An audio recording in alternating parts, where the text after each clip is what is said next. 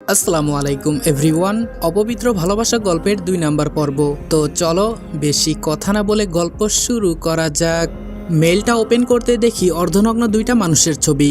মানুষ দুটোকে দেখে আমার চোখ জোড়া সোজা কপালে উঠে গেছে। মানুষ দুটো আর কেউ না, একজন হচ্ছে তিশান, আরেকজন হচ্ছে সাইমা, যে আমাদের সাথে একই ক্লাসে পড়তো। সাথে সাথে নাম্বারে একটা মেসেজ আসলো, দোস্ত দেখ সাইমার সাথে রুম ডেটে গিয়েছিলাম।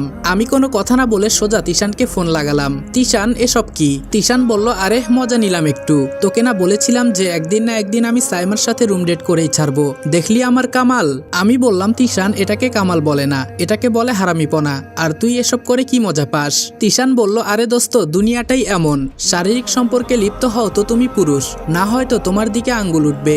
আমি বললাম, তাই বলে একের পর এক মেয়ের সাথে এভাবে অশ্লীলতা করবি? তিশান বলল, অশ্লীলতার কি আছে, আর সে যদি রাজি থাকে তাহলে আমি মজা নিতে কেন পারবো না? আমি বললাম, তিশান আসলেই তুই মানুষ থেকে পশু হয়ে গিয়েছিস, অধরার জীবনটাও তুই এভাবে নষ্ট করে দিয়েছিস, সে এখন তোর বাচ্চা পেটে নিয়ে বেড়াচ্ছে। তিশান বলল, ভাই শোন, আমি এসব করে মজা পাই, এতে তুই আমায় যা ভাবার ভাবতে পারিস, আর বাকি রইল অধরার জীবন নষ্ট করেছি সেটা। শালিটার খুব দেমাগ হয়েছিল, তাই তার সাথে রুম ডেট করে দেমাগ বের করে দিয়েছি। অনেকবার বলেছি রিলেশন করতে, কিন্তু সে রাজি হয়নি। পরে এমন ট্রিক্স খাটালাম, রাজি তো হয়েছে, সাথে রুম ডেটও করেছে।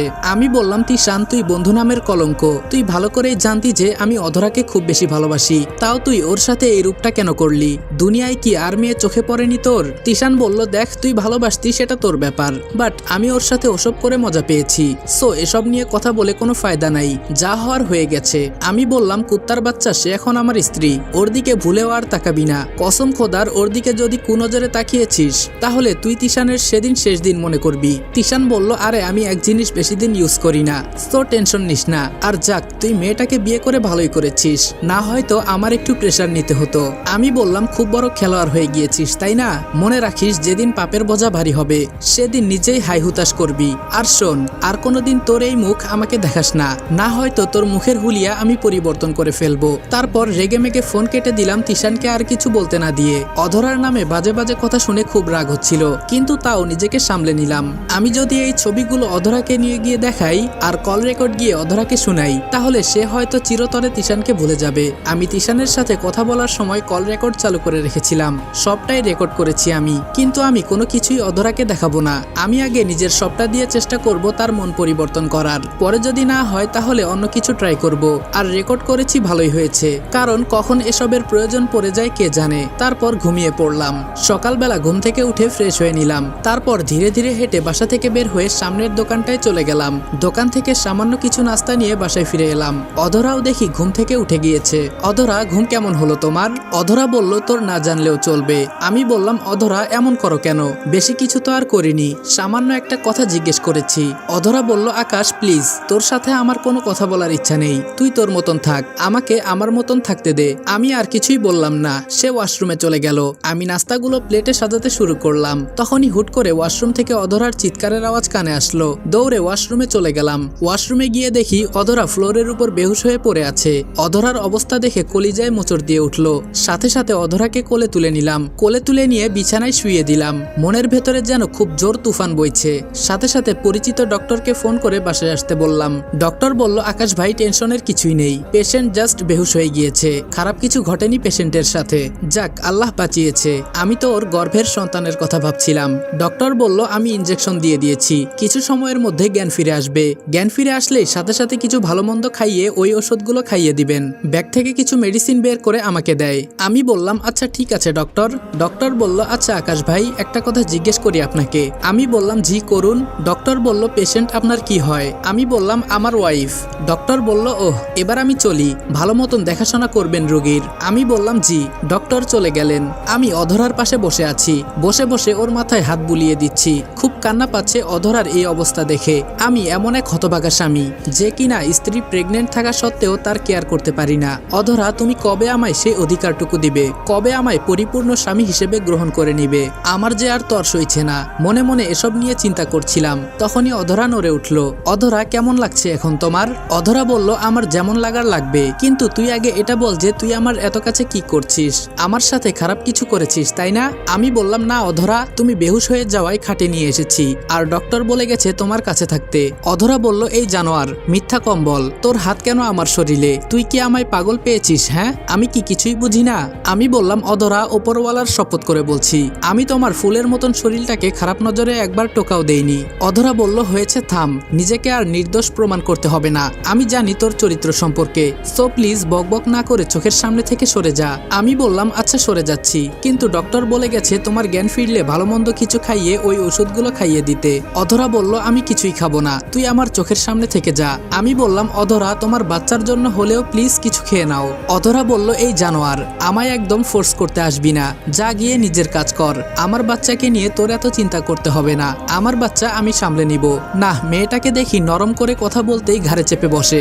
এবার রাগ উঠে গেল। আমাকে কথা শোনাতে না হয় কমতি রাখিস না, কিন্তু বাচ্চার বিষয় নিয়ে তো আমি অবহেলা হতে দিব না। অধরা বলল, কি সমস্যা তোর? তোকে না যেতে বললাম? আমি বললাম, এই চুপ, তুই একটাও কথা বলবি না। এখন যদি আর একটাও কথা বলিস তাহলে থাপ্পড় দিয়ে গাল লাল করে দিব। অনেক হয়েছে তোর বড় বড় কথা, শান্ত হয়ে থাকি বলে ভাবিস না যে আমি দুর্বল। সো এখন চুপচাপ খাবার খাবি। অধরা বলল, না আমি খাবো না। আমি বললাম, মেজাজ খারাপ করিস না অধরা, আমি যেটা বলেছি সেটাই, দেখবো তুই কেমনে খাবার না খাস, জোর করে তোকে খাওয়াবো। খাবি না আবার? খাবার তুই খাবি তো তোর ঘাড়েও খাবে। এটা বলে উঠে গিয়ে খাবার নিয়ে আসলাম, তারপর জোর করে অধরাকে খাবার খাইয়ে দিলাম। মেয়েটা অনেক জেদ করছিল খাবে না বলে, ওকে ভয় দেখিয়ে খাবার খাইয়েছি। সে যদি খাবার না খায় ওর সাথে উল্টাপাল্টা করে বসবো আমি। এই কথা শুনে লক্ষ্মী মেয়ের মতো খাবার খেয়ে নেয়। অধরাকে খাবার খাইয়ে দিয়ে ওষুধগুলোও খাইয়ে দিলাম। অধরা বলল, এই যে আমি আম্মুর কাছে চলে যাব, তুই অনেক খারাপ একটা লোক, আমার সাথে জোর করিস সব সময়। আমি বললাম, আম্মুর কাছে কেন? এখানে কি ভালো লাগছে না? অধরা বলল, না, তোর সাথে আর এক মুহূর্ত থাকতেও ভালো লাগছে না, আমি বাড়ি যাব। আমি বললাম, না, এখন বাড়ি যাওয়া চলবে না। অধরা বলল, তাহলে আমি বাচ্চার ক্ষতি করে দিব বলে দিলাম। আমি বললাম, একদম মাথার উপর তুলে আছড়ে মেরে ফেলবো, তোর সাহস তো কম না বাচ্চার ক্ষতি করার কথা ভাবিস। অধরা বলল, তাহলে আমায় বাড়ি যেতে দে। আমি বললাম, আচ্ছা যা, বিকেলে তোকে আমি বাড়িতে দিয়ে আসবো। বিকালবেলা অধরাকে বাড়িতে পৌঁছে দিয়ে আমি চলে আসলাম। অধরার আম্মু আমায় অনেক জোর করেছে থাকার জন্য, কিন্তু আমি থাকিনি, কাজের বাহানা দিয়ে চলে এসেছি। বাসায় এসে খেয়ে দিয়ে রুমে শুয়ে আছি, কোনো কিছুই ভালো লাগছে না, ঘরটা কেমন যেন ফাঁকা ফাঁকা লাগছে। এতদিন অধরা ছিল, আজ পুরো বাড়িতে আমি একা। সত্যি ভালো লাগছে না মেয়েটাকে ছাড়া। যদিও মেয়েটার সাথে আমার সম্পর্ক ভালো না, তাও কেমন যেন খারাপ লাগছে। এভাবে 2 দিন একা একাই বাড়িতে কাটালাম। 3 দিনের মাথায় হঠাৎ অধরার বাবা আমাকে ফোন দেয়। আমি বললাম, আসসালামু আলাইকুম, কেমন আছেন? অধরার বাবা বলল, এই তো বাবা ভালো, তোমায় আসলে জরুরি কাজে ফোন দিয়েছি। বাবা প্লিজ তুমি এসে তোমার বউকে বাড়িতে নিয়ে যাও, সে উল্টাপাল্টা কথা বলছে, তোমার সাথে থাকবে না, তোমার থেকে ডিভোর্স নিয়ে নিবে। এসব শুনে মাথা অনেকটা গরম হয়ে আছে। কখন যে ইচ্ছা তরফে মায়ের লাগিয়ে দেই আল্লাহ জানে, তখন ওর বাচ্চার ক্ষতি হবে।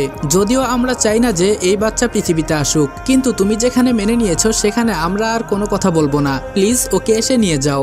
আমি বললাম, আসলে আমার শরীরটা অনেক খারাপ, অফিসেও যেতে পারিনি, তাই অফিসের কাজ বাসায় বসে বসে করছি, প্লিজ আপনি একটু যদি কষ্ট করে অধরাকে নিয়ে আসতেন তাহলে ভালো হতো।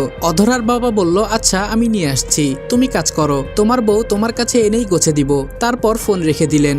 সবাই আমাকে আর অধরাকে নিয়ে পজিটিভ, শুধু অধরা বাদে। এই মেয়ে তিশান তিশান করে পাগল হয়ে যাচ্ছে।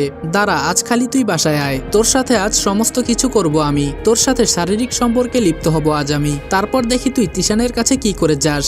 দেখ, পুরো মাথাটাই আউলে দিয়েছে। আবার কাজে মন দেওয়ার চেষ্টা করলাম, কাজ করছি। একটু পর হঠাৎ দরজায় বেল বেজে উঠে, হয়তো অধরার বাবা তাকে নিয়ে এসেছে। উঠে গিয়ে দরজা খুলে দিলাম। দরজা খুলে দেখি আমার ক্লাসমেট মৌকে। কিরে, হঠাৎ তুই এই অসময়ে আমার বাড়িতে?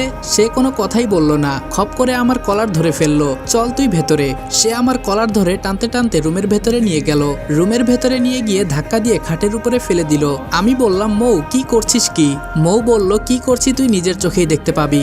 মৌ আমায় বিছানায় ফেলে দিয়ে ঠাস করে টান দিয়ে বুক থেকে ওড়নাটা হাতে নিয়ে নিল। তারপর সেটা দিয়ে শক্ত করে পেঁচিয়ে আমার হাত দুটো বেঁধে ফেললো। আমি বললাম, মৌ কি করতে চাইছিস কি? মৌ কেমন যেন হিংস্র পশুর মতো আচরণ করছে। তার এই রূপ আচরণ দেখে কলিজার সমস্ত পানি যেন নিমিষেই শুকিয়ে গেছে। মৌ বলল, আজ তোর সমস্ত কিছু লুটে নিব, তারপর দেখি তুই আমায় কিভাবে আপন না করিস। মৌয়ের কথা শুনে চোখজোড়া সোজাসুজি কপালে উঠে গেছে। হায় আল্লাহ, আজ হয়তো মৌ তার চাহিদা পূরণ করেই ছাড়বে।